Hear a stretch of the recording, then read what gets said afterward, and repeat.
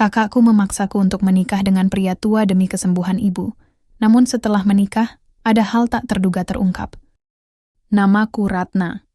Aku berusia 23 tahun, seorang gadis desa biasa yang hidup tenang bersama ibuku, Juliha, di sebuah desa kecil di pinggiran Jawa Tengah. Desa kami dikelilingi sawah yang hijau dan udara segar, jauh dari hiruk-pikuk kota. Hidup kami sederhana, tapi cukup untuk membuatku merasa bahagia. Sejak ayah meninggal 5 tahun lalu, aku selalu berusaha menjadi penopang keluarga. Ibu masih bekerja keras sebagai petani, meski usianya sudah mendekati 60 tahun. Sedangkan aku membantu dengan menjahit pakaian pesanan tetangga. Aku tidak pernah mengeluh soal kehidupanku. Setiap pagi, aku bangun lebih awal untuk memasak sarapan buat ibu sebelum dia berangkat ke sawah. Siangnya, aku duduk di depan mesin jahit tua milik ibu, menyelesaikan pesanan. Kadang-kadang, aku juga membantu ibu membersihkan rumah atau mencuci pakaian. Meskipun pekerjaan ini melelahkan, aku selalu merasa lega karena bisa meringankan beban ibu. Di malam hari, setelah semua urusan selesai, aku suka duduk di teras rumah sambil mendengarkan suara jangkrik dan melihat bintang-bintang di langit. Itu adalah momen favoritku saat aku bisa merenung dan merasa damai. Keluargaku hanya terdiri dari aku dan ibu. Kakakku, Ita, sudah menikah dan pindah ke kota beberapa tahun lalu. Dia jarang pulang ke desa, mungkin karena kesibukan pekerjaannya sebagai pegawai di sebuah perusahaan besar. Kadang-kadang, aku merasa sedikit iri padanya. Ita tampak hidup lebih mudah dibandingkan kami. Namun, aku tidak pernah benar-benar membenci kondisi kami. Ibu selalu berkata bahwa kebahagiaan tidak bergantung pada materi, melainkan pada hati yang ikhlas. Kata-kata itu selalu terngiang di telingaku. Suatu sore, ketika aku sedang menjahit di teras, aku mendengar suara motor yang mendekat. Ketika kulihat, ternyata Ita. Aku langsung berlari ke arahnya. Senyum lebar menghiasi wajahku. Sudah hampir setahun aku tidak bertemu dengannya. Ita, kenapa kamu tiba-tiba datang? Tanyaku antusias. Ita tersenyum, tapi ada sesuatu yang aneh dalam ekspresinya. Aku rindu kalian, katanya pelan. Dan aku ingin merawat ibuku, Juliha, keluar dari rumah dengan wajah heran. Ita, kamu nggak bilang mau datang, ucapnya, nada suaranya campuran antara senang dan curiga. Ita menghela napas. Panjang. Maaf, Bu. Aku memang nggak memberi kabar dulu, tapi aku khawatir sama ibu. Beberapa minggu lalu, aku mendengar cerita kalau ibu jatuh waktu pulang dari sawah. Aku langsung merasa bersalah. Kenapa kakak nggak bisa membantu lebih banyak? Aku melihat mata ibu memerah. Ah, itu cuma kecelakaan kecil, Nak. Nggak perlu dipikirkan. Ibu baik-baik saja, jawabnya cepat, mencoba menyembunyikan rasa sakitnya. Namun aku tahu ibu sedang berbohong. Beberapa minggu belakangan, aku sering melihatnya meringis kesakitan saat berjalan. Ibu pasti tidak ingin membuatku khawatir, tapi aku bisa merasakan betapa lemah tubuhnya akhir-akhir ini. Ita mulai membongkar barang-barangnya yang ia bawa menggunakan motor. Ada beberapa tas besar berisi pakaian dan makanan.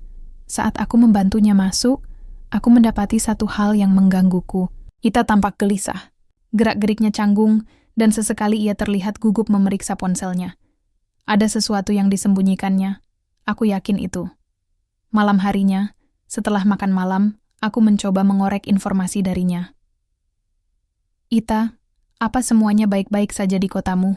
Tanyaku hati-hati. Dia menoleh, tersenyum tipis. Tentu saja, kenapa kamu tanya begitu?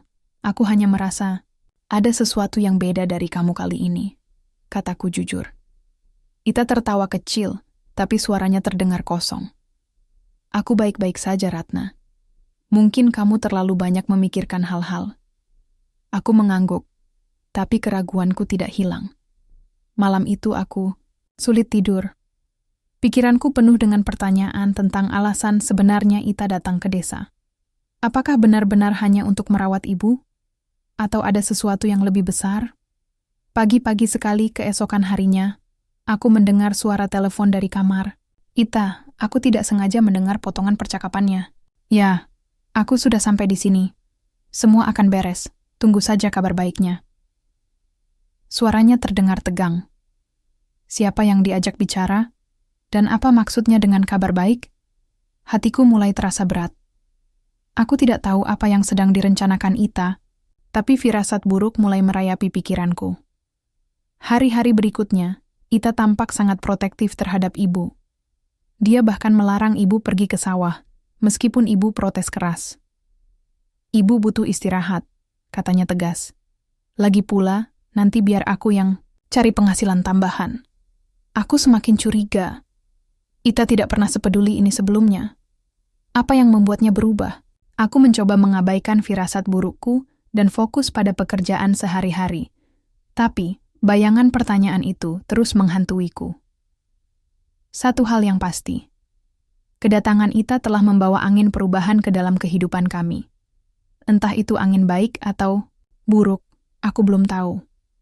Yang jelas, aku harus waspada. Sesuatu yang besar dan mungkin mengerikan, sepertinya sedang menuju ke arah kami. Hari-hari berikutnya setelah kedatangan Ita mulai terasa berbeda. Aku mencoba menepis firasat burukku, tapi semakin lama, semakin jelas bahwa ada sesuatu yang disembunyikan oleh kakakku itu.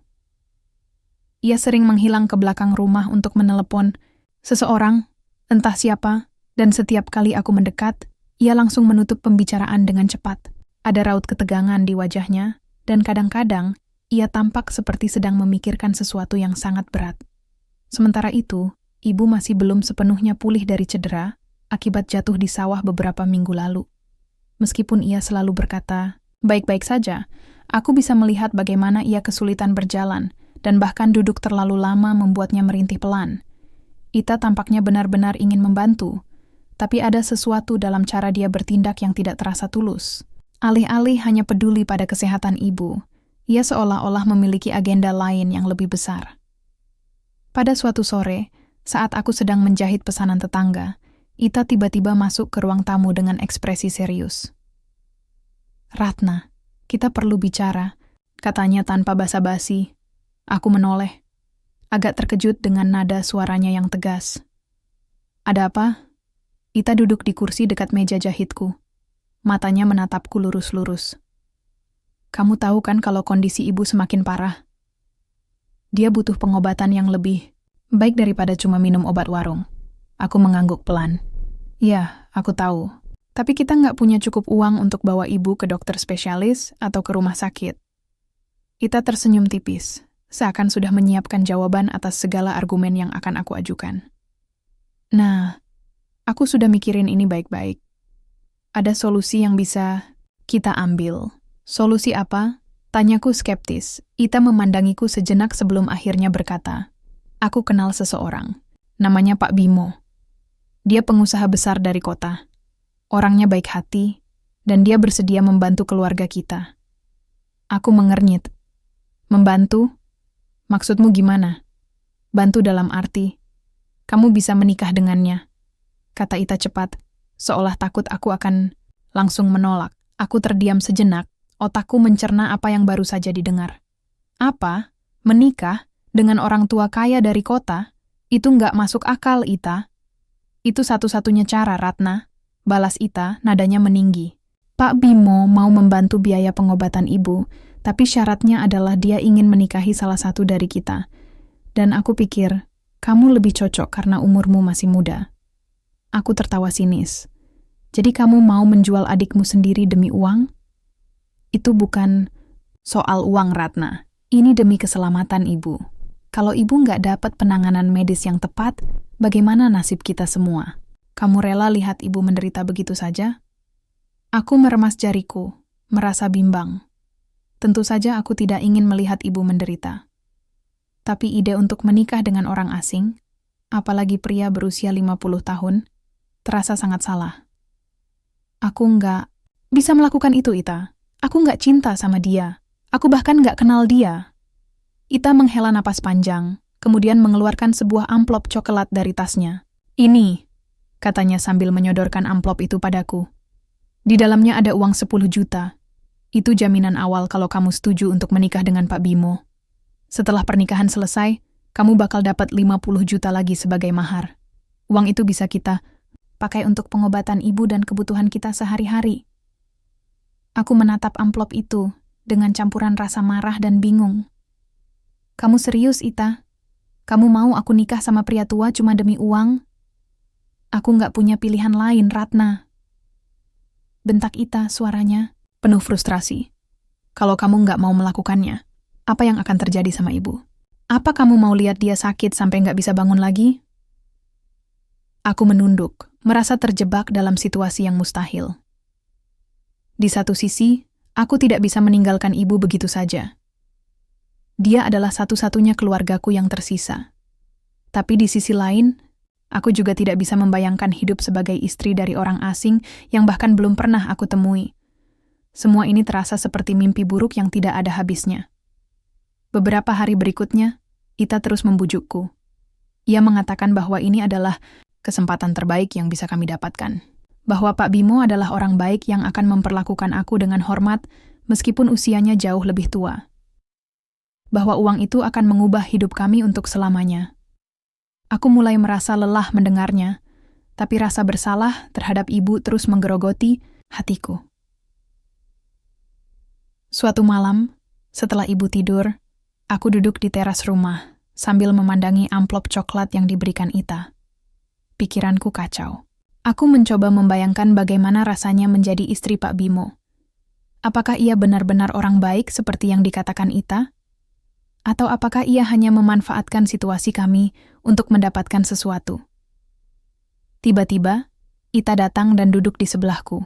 Aku tahu kamu masih ragu, Ratna, katanya pelan. Tapi ingatlah, ini bukan soal kamu atau aku. Ini soal ibu. Jika kamu tidak melakukannya, siapa lagi yang bisa membantu? Aku menatapnya. Air mata mulai menggenang di mataku. Kenapa harus aku, Ita? Kenapa enggak kamu? Ita menunduk, lalu menghela napas panjang. Aku enggak bisa, Ratna. Aku sudah menikah. Lagi pula suamiku enggak akan setuju. Kamu satu-satunya harapan kita. Aku menutup mata, merasa dunia runtuh di pundakku. Akhirnya, setelah berpikir panjang, aku berkata dengan suara bergetar, "Baiklah, aku akan melakukannya, tapi aku nggak janji akan bahagia." Ita langsung tersenyum lega, seolah beban besar telah terangkat dari pundaknya.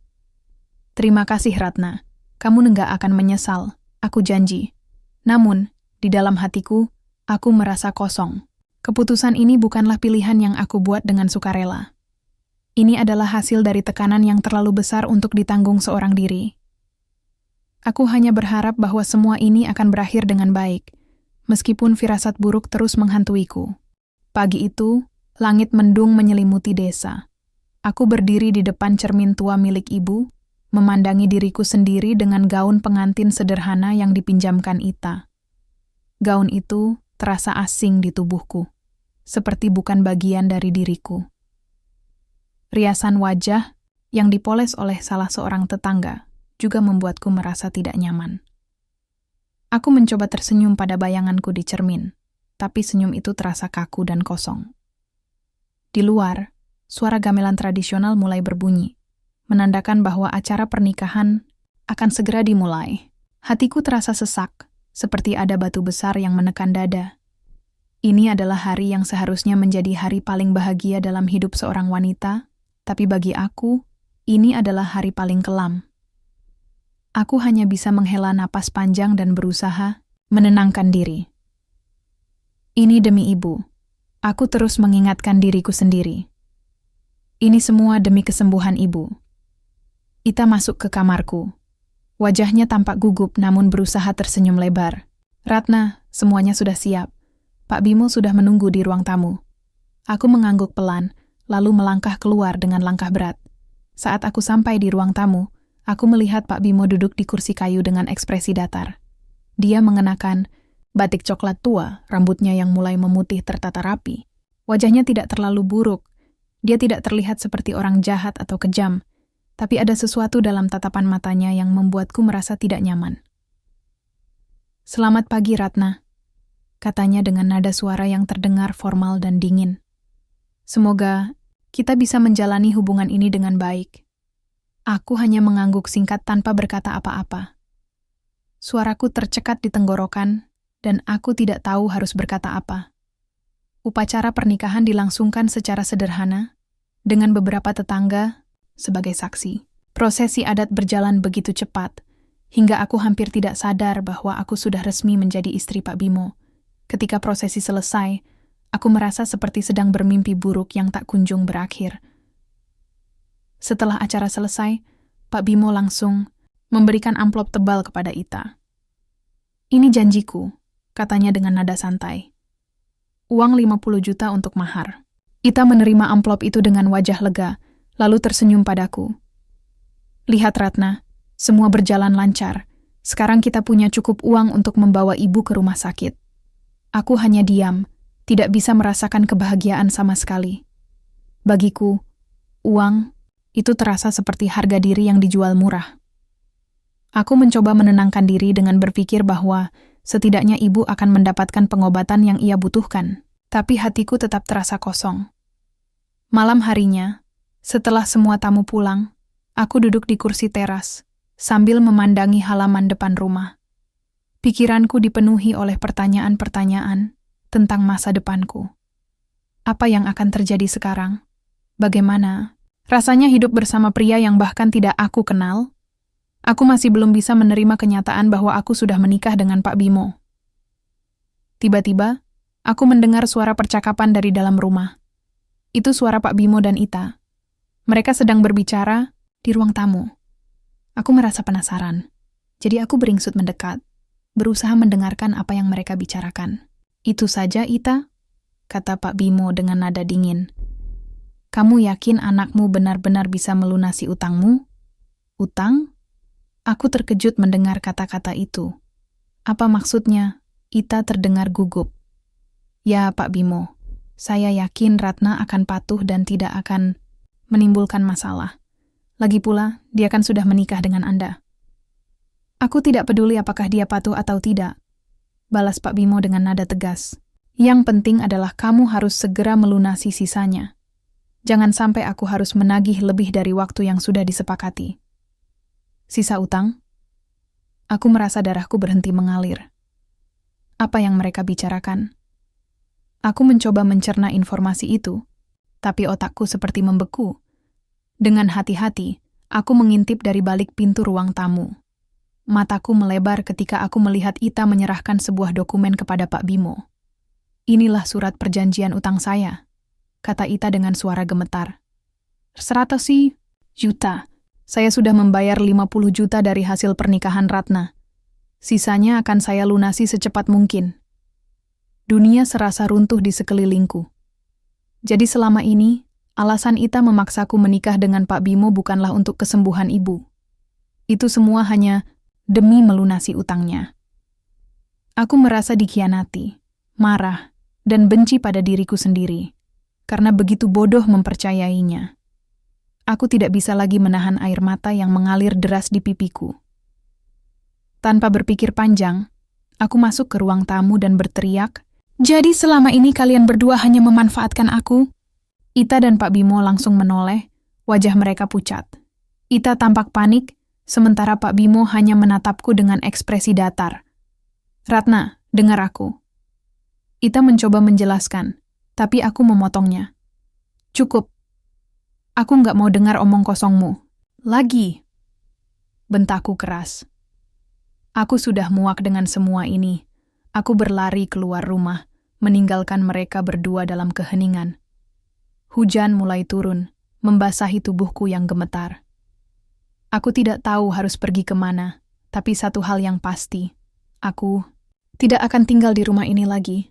Aku tidak akan hidup bersama Pak Bimo, pria yang hanya memanfaatkan aku sebagai alat untuk membayar utang kakakku. Aku berlari ke arah sawah, tempat ibu biasa bekerja dulu. Di sana, aku duduk di bawah pohon bambu, menangis sejadi-jadinya. Hujan semakin deras, tapi aku tidak peduli. Hatiku terasa hancur, dipenuhi oleh rasa kecewa, marah, dan benci. Aku merasa telah kehilangan segalanya. Kepercayaan, martabat, bahkan keluargaku sendiri. Setelah beberapa saat, Aku mulai tenang. Aku menyeka air mataku, lalu memutuskan untuk pulang. Tapi kali ini, aku memiliki rencana. Aku akan meninggalkan Pak Bimo. Aku tidak peduli apa yang akan dikatakan orang-orang. Yang penting, aku ingin memperbaiki hidupku dan ibu tanpa harus bergantung pada orang lain. Ketika aku sampai di rumah, Ita sudah menungguku di depan pintu. Wajahnya penuh rasa bersalah. Ratna, maafkan aku nggak punya pilihan lain. Aku menatapnya dingin. Aku nggak mau mendengarnya lagi, Ita. Mulai sekarang, aku akan hidup sesuai caraku. Aku akan bercerai dari Pak Bimo, dan aku akan merawat ibu sendiri. Ita terdiam, tidak bisa berkata apa-apa. Aku masuk ke kamar, mengemasi barang-barangku, lalu pergi membawa ibu ke rumah sakit. Aku tahu jalan menuju pemulihan tidak akan mudah, tapi aku siap menghadapinya.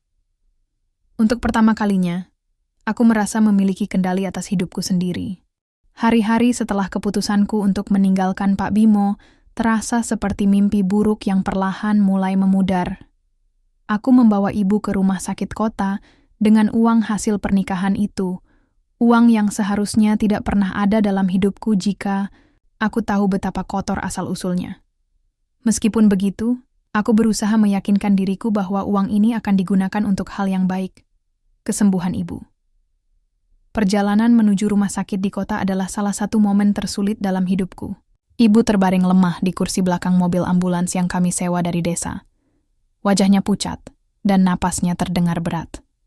Setiap kali melihat kondisinya, hatiku terasa seperti diremas-remas. Aku menyalahkan diriku sendiri karena selama ini tidak cukup peka terhadap rasa sakitnya.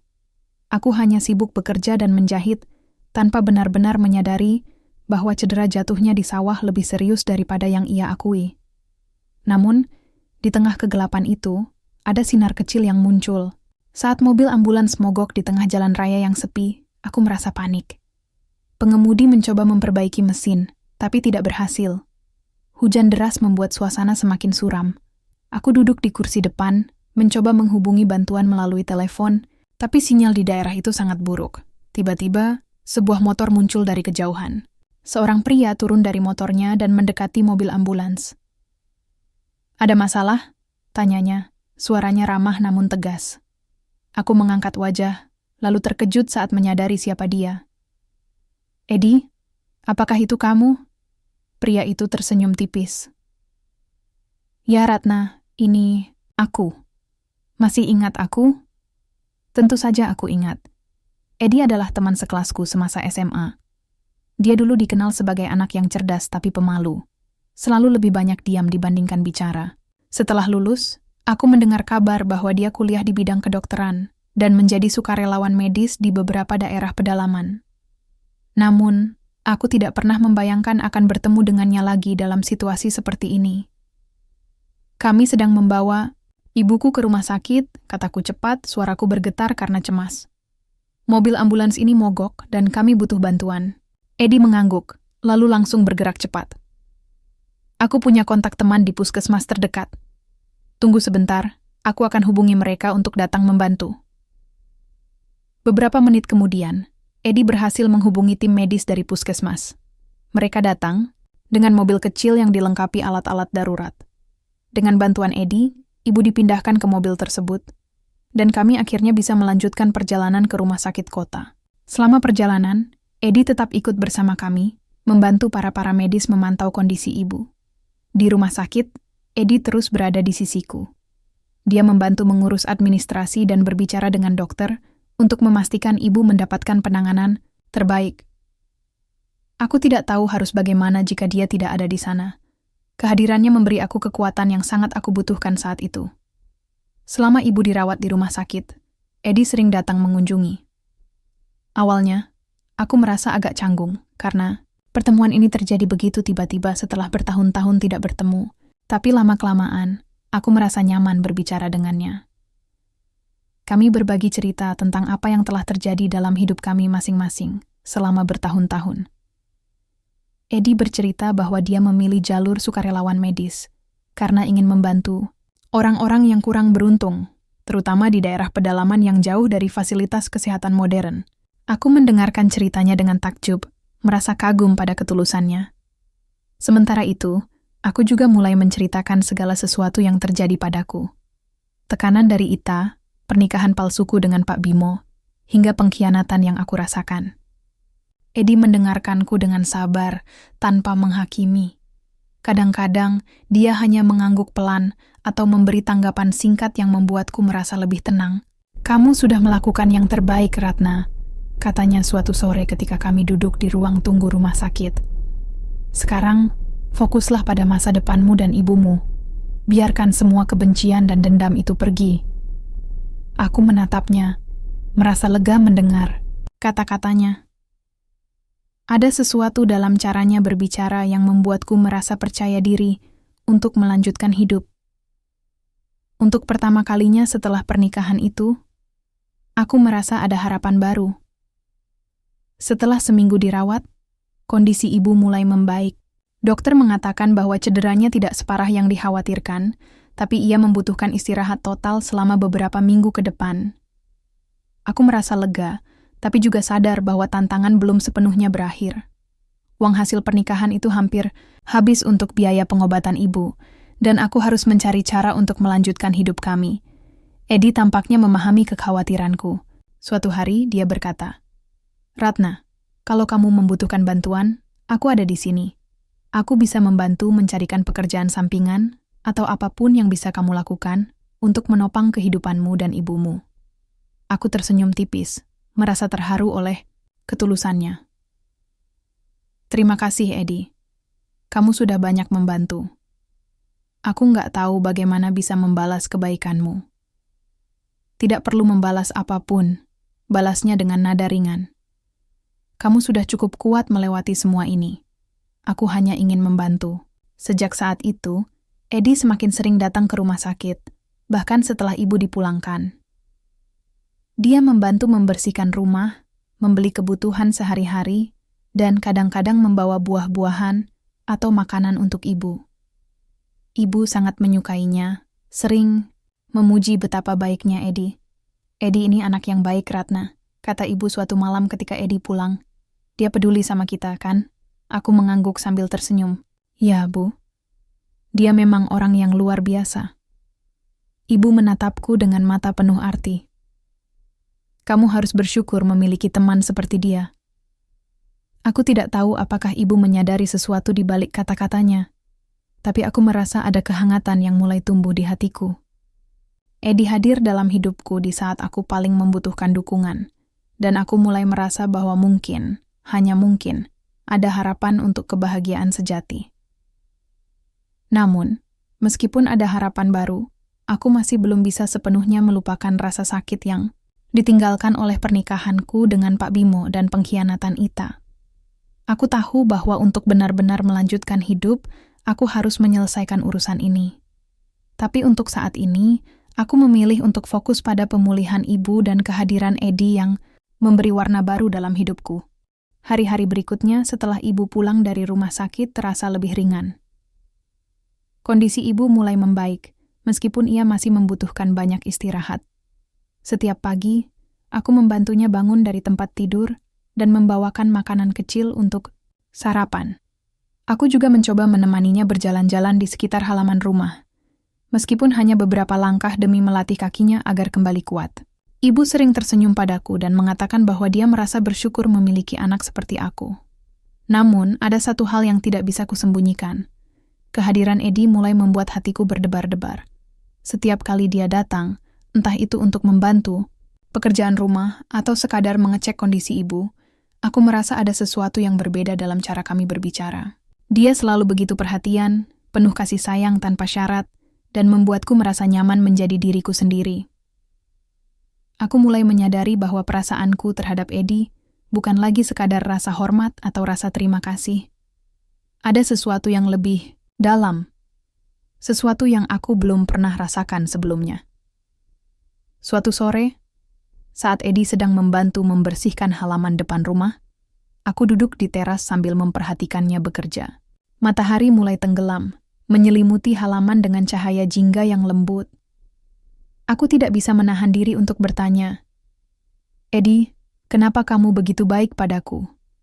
Dia berhenti sejenak dari pekerjaannya, lalu menoleh padaku dengan senyum kecil. Kenapa aku harus tidak baik? Tanyanya balik. Nada suaranya bercanda tapi tetap lembut. Aku menggeleng pelan. Bukan begitu maksudku. Hanya saja, aku merasa seperti sudah memberimu banyak masalah. Kamu sudah membantu ibuku, bahkan sebelum kami benar-benar butuh bantuan. Kenapa kamu mau melakukan semua ini? Eddie meletakkan sapu yang dipegangnya, lalu duduk di kursi di sebelahku. Dia menatapku lurus-lurus, matanya penuh ketulusan. Karena aku peduli padamu, Ratna, dan pada ibumu. Kamu sudah melalui banyak hal yang tidak seharusnya kamu alami. Aku hanya ingin membantu meringankan bebanmu, meskipun cuma sedikit. Aku menunduk, merasa malu mendengar kata-katanya. Selama ini, aku selalu merasa bahwa hidupku adalah sebuah beban besar, baik bagi orang lain maupun bagi diriku sendiri. Tapi, Eddie membuatku merasa bahwa aku tidak sendirian, bahwa ada seseorang yang benar-benar memahami penderitaanku tanpa menghakimi. Terima kasih, kataku akhirnya, suaraku bergetar karena emosi. Aku nggak tahu apa yang akan terjadi kalau kamu nggak ada di sini. Eddie tersenyum tipis, lalu menepuk pundakku pelan. Jangan pikirkan itu. Yang penting sekarang adalah masa depanmu. Kamu punya banyak potensi, Ratna. Jangan biarkan masa lalu menahanmu. Percakapan itu membuatku merasa lebih lega. Aku mulai berpikir tentang apa yang akan kulakukan ke depannya. Uang hasil pernikahan dengan Pak Bimo hampir habis, dan aku harus mencari cara untuk menghidupi keluargaku. Aku membicarakan hal ini dengan Eddie beberapa hari kemudian. Dan dia langsung menawarkan ide. Aku punya teman yang membuka usaha penjahitan di kota, katanya suatu sore ketika kami duduk di ruang tamu. Mereka sedang mencari tenaga kerja tambahan. Kamu bisa bekerja di sana sambil terus menjahit pesanan dari desa. Bagaimana? Aku mengangguk, cepat, merasa antusias. Itu ide yang bagus. Aku bisa mulai cari tahu lebih lanjut. Tapi sebelum itu, lanjut Eddie, kamu harus fokus pada pemulihan ibumu dulu. Jangan terlalu memaksakan diri. Aku tersenyum, merasa hangat mendengar nasihatnya. Eddie selalu tahu kapan harus mendukung dan kapan harus memberi batasan. Dia benar-benar pria yang luar biasa. Hubungan kami semakin dekat dalam minggu-minggu berikutnya. Eddie semakin sering datang ke rumah, kadang-kadang membawa buku atau majalah untuk dibaca bersama. Kami juga mulai berbagi cerita tentang impian kami masing-masing. Eddie bercerita bahwa dia ingin membuka puskesmas kecil di desa kami suatu hari, nanti supaya warga desa tidak perlu repot-repot pergi ke kota hanya untuk mendapatkan pengobatan dasar.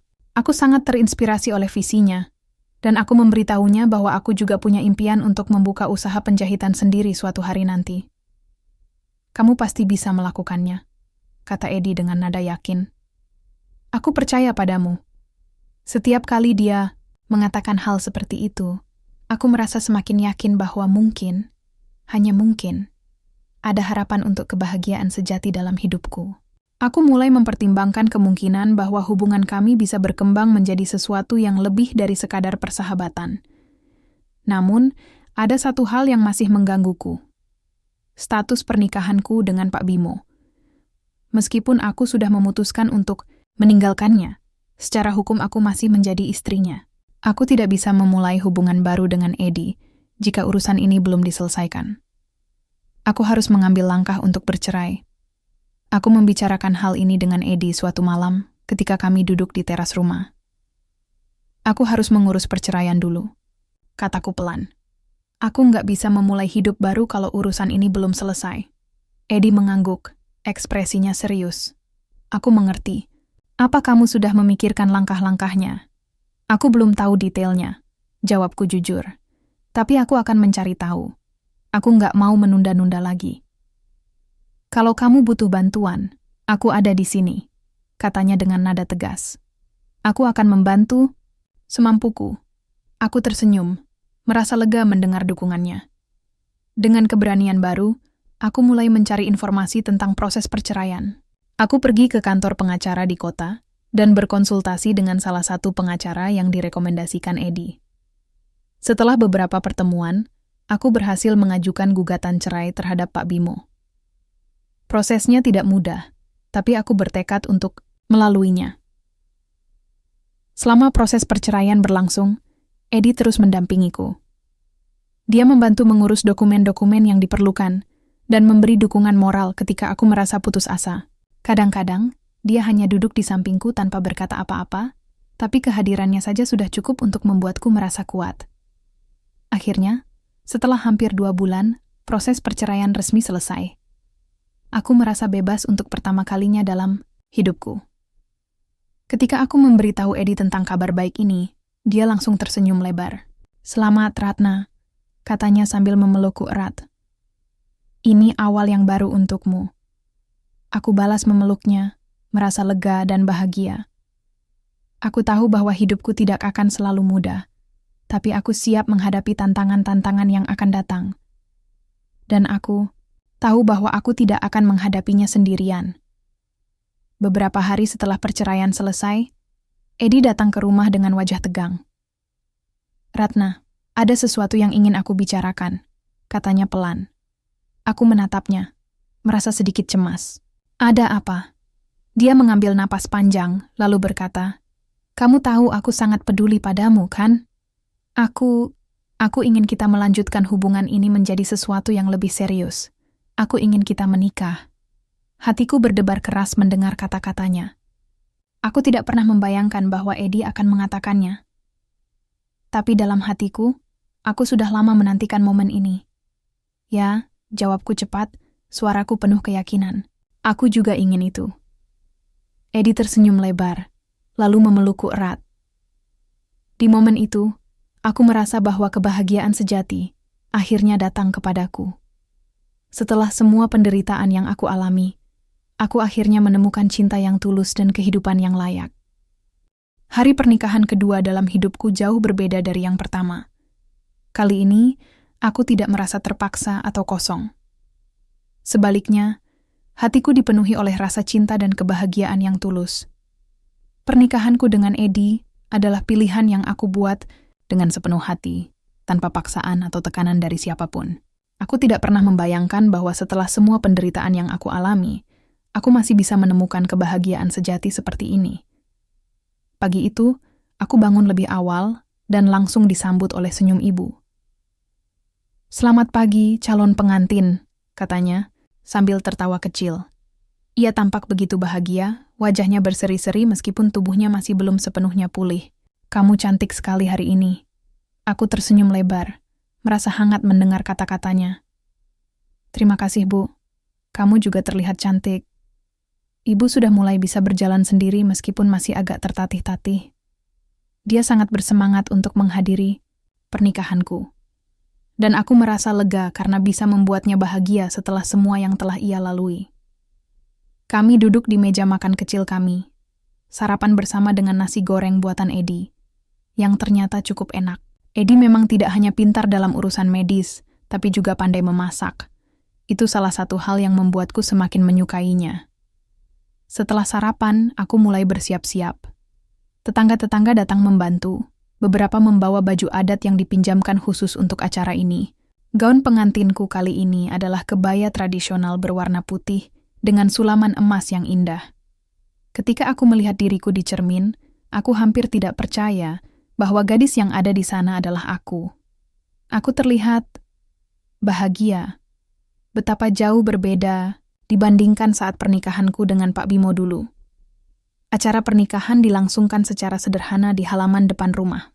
Tidak ada kemewahan atau dekorasi berlebihan, hanya kursi-kursi kayu sederhana dan bunga-bunga melati yang digantung di tiang bambu. Semua tetangga desa hadir, termasuk beberapa teman masa kecil Edi dan juga beberapa pasien yang pernah ditolongnya. Mereka semua datang dengan senyum lebar, memberikan doa-doa terbaik untuk kami. Edi berdiri di depanku dengan setelan batik modern yang rapi. Matanya penuh ketulusan saat dia menggenggam tanganku. Saat pendeta adat memimpin prosesi, aku merasakan ketenangan yang belum pernah aku rasakan sebelumnya. Ini adalah momen yang benar-benar milik kami, tanpa agenda tersembunyi atau kepentingan lain. "Ratna," kata Edi pelan saat prosesi hampir selesai. "Aku berjanji akan selalu ada di sisimu, dalam suka maupun duka. Kamu nggak akan pernah sendirian lagi. Aku menatapnya, air mata menggenang di mataku. Aku juga berjanji, Eddie. Aku akan selalu mendukungmu, apapun yang terjadi. Setelah upacara selesai, para tamu mulai bersorak dan bertepuk tangan. Beberapa tetangga bahkan menangis haru melihat perjalanan hidupku yang penuh liku, akhirnya berujung pada kebahagiaan ini. Aku merasa seperti mimpi burukku akhirnya berakhir, dan aku bisa memulai hidup baru dengan orang yang benar-benar mencintaiku. Malam harinya, setelah semua tamu pulang, aku dan Eddie duduk di teras rumah. Udara malam yang dingin membuat kami saling berdekatan, mencari kehangatan satu sama lain. Di kejauhan, terdengar suara jangkrik yang akrab, seperti sebuah pengingat bahwa hidup ini masih memiliki banyak keindahan jika kita mau melihatnya. Aku nggak pernah membayangkan kalau hidupku bisa seperti ini, kataku sambil bersandar pada bahu Eddie. Dulu, aku merasa seperti semua pintu sudah tertutup untukku, tapi kamu membukakan pintu baru yang penuh harapan. Eddie tersenyum, lalu mencium puncak kepalaku. Kamu layak mendapatkan kebahagiaan ini, Ratna. Kamu sudah melalui banyak hal yang tidak seharusnya dialami oleh siapapun. Sekarang, saatnya kamu menikmati hidup. Aku mengangguk pelan, merasa damai. Namun, ada satu hal yang masih mengganggu pikiranku. Bagaimana dengan Ita? Tanyaku pelan. Dia pasti sudah tahu tentang pernikahan kita. Apa dia akan marah? Eddie diam sejenak sebelum menjawab. Itu urusan dia, Ratna. Kamu sudah melakukan yang terbaik untuk keluarga kalian. Jika dia tidak bisa menerima keputusanmu, itu masalahnya. Yang penting, kamu sudah memilih jalan yang benar. Aku tersenyum tipis, merasa lega mendengar kata-katanya. Ya, aku sudah memilih jalan yang benar. Dan aku tidak akan membiarkan masa lalu menghantui kebahagiaanku lagi. Beberapa minggu setelah pernikahan, aku mulai bekerja di usaha penjahitan yang direkomendasikan Eddie. Bos tempat kerjaku adalah seorang wanita baik hati yang langsung menyukai hasil jahitanku. Dia memberiku jam kerja fleksibel sehingga aku bisa tetap merawat ibu di rumah. Selain itu, aku juga mulai menerima pesanan dari tetangga-tetangga yang ingin membuat pakaian khas daerah. Penghasilanku mungkin tidak sebesar yang aku dapatkan dari pernikahan palsu dengan Pak Bimo dulu. Tapi aku merasa puas karena uang ini didapat dengan cara yang halal dan penuh kebanggaan. Eddie, di sisi lain, mulai merealisasikan impiannya untuk membuka puskesmas kecil di desa. Dengan tabungan yang dia kumpulkan selama bertahun-tahun sebagai sukarelawan medis, dia berhasil menyewa sebuah bangunan kecil dan melengkapi ruangan itu dengan peralatan medis dasar. Warga desa sangat senang dengan kehadiran puskesmas ini, karena mereka tidak perlu lagi pergi jauh-jauh ke kota hanya untuk mendapatkan pengobatan ringan. Suatu sore, setelah aku selesai bekerja di penjahitan, aku berkunjung ke puskesmas Eddie. Dia sedang melayani seorang nenek yang mengeluhkan sakit kepala. Aku duduk di kursi tunggu kecil, memperhatikan bagaimana dia dengan sabar mendengarkan keluhan sang nenek dan memberikan obat yang tepat. Ada sesuatu dalam caranya bekerja yang membuatku merasa bangga menjadi istrinya. Setelah nenek itu pulang, Eddie menghampiriku dengan senyum lebar. "Apa kabar, bos besar?" katanya bercanda. Aku tertawa kecil. "Bos besar, aku cuma pekerja biasa kok. Tapi aku yakin suatu hari nanti kamu akan punya usaha sendiri." Balasnya dengan nada yakin. "Kamu punya bakat, Ratna. Jangan pernah ragu." Aku merasa hangat mendengar kata-katanya. Eddie selalu tahu bagaimana cara membuatku merasa percaya diri. Dia adalah suamiku, sahabatku, dan penyemangat terbaikku. Bersamanya, aku merasa bisa menghadapi apapun yang datang di masa depan. Setahun kemudian, hidup kami semakin stabil. Aku berhasil membuka usaha penjahitan kecil-kecilan di rumah, dan Eddie berhasil memperluas puskesmasnya dengan tambahan ruangan untuk konsultasi dokter spesialis. Ibu juga sudah sembuh total, dan dia sering membantu kami dengan pekerjaan rumah atau menjaga toko penjahitan saat aku sedang sibuk. Dia bahkan mulai belajar menjahit lagi, meskipun hanya untuk hobi. Namun, ada satu hal yang membuatku merasa penasaran. Ita. Setelah pernikahanku dengan Edi, aku tidak pernah mendengar kabar darinya lagi. Kadang-kadang, aku memikirkannya dan bertanya-tanya apakah dia baik-baik saja. Tapi aku tahu bahwa aku tidak bisa terus-menerus memikirkan masa lalu. Aku harus fokus pada kehidupanku sekarang, yang penuh dengan kebahagiaan dan cinta. Suatu hari, ketika aku sedang membersihkan halaman depan rumah, seorang pria asing datang menghampiriku. "Permisi, apakah ini rumah Ratna?" Tanyanya dengan nada sopan. Aku mengangguk, merasa sedikit waspada. "Ya, ada apa?" Pria itu mengeluarkan amplop dari tasnya. "Ini dari Ita.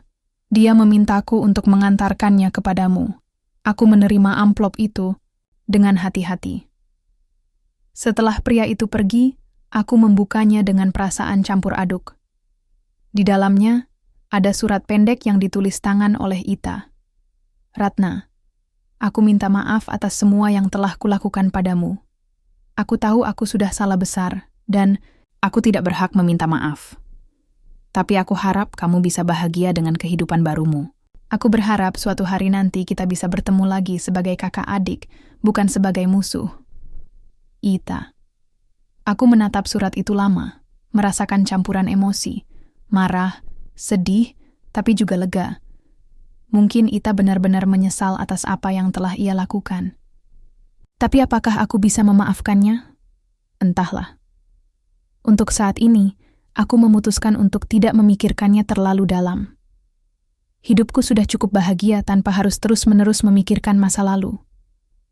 Malam itu, aku memperlihatkan surat itu kepada Edi.